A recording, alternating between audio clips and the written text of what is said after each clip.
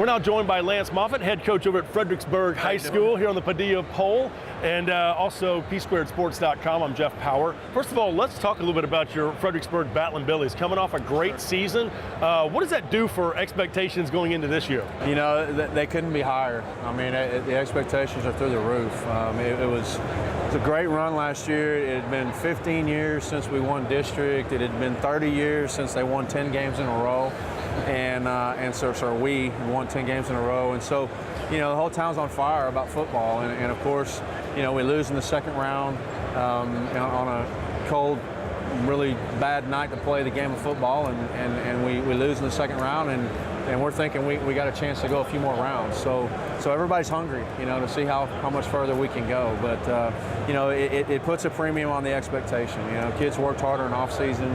You know, the parents expect more, the boosters expect more, the community expects more. So, you know, and that's a good thing. I mean, I think as coaches, that's what we want. We want to have high expectations for our kids, and that's been our expectation since we got there. Sure. So now we're actually realizing it. You've got 8 returners on offense, including Kyle Grona, your quarterback. Tell me about him and a little bit about your offense. We run a multiple spread, shotgun spread. We try to establish a power running game. But we try to be able to throw it around enough to keep you honest.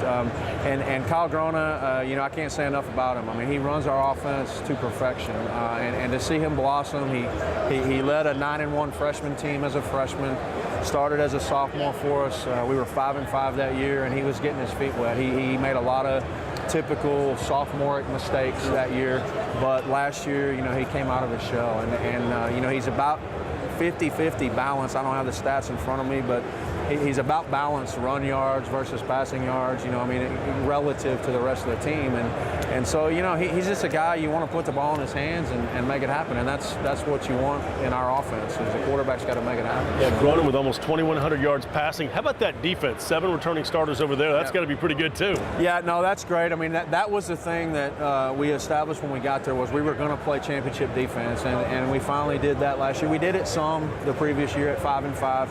But not consistently. And so last year, you know, we played great defense. Coach Wilder and our defensive staff did a great job. We had some great kids over there. The middle linebackers coming back, Wyatt Brandon, you know, D lineman, defensive end, 2 corners and a safety all coming back on a team that was 10-2. And so, you know, we're really excited about that, and, you know, to be able to play some shutdown defense. You know, something that I jumped over the offense, but, you know, this is the first time that we have 4 of 5 returning offensive linemen. And, you know, those guys are unsung heroes anyway, and Kyle does a great job, no question, but this is the first time we've had an experienced, mature offensive line coming back, so we're excited about that, too. 14 4A Division I looks tough. Liberty Hill is in there again. That's a rivalry. Man, I mean, you know, we get rid of Wimberley and pick up Liberty Hill. Hi, Jerry Vance. How you doing? Yeah, I mean, you know, who knows, but yeah, those guys.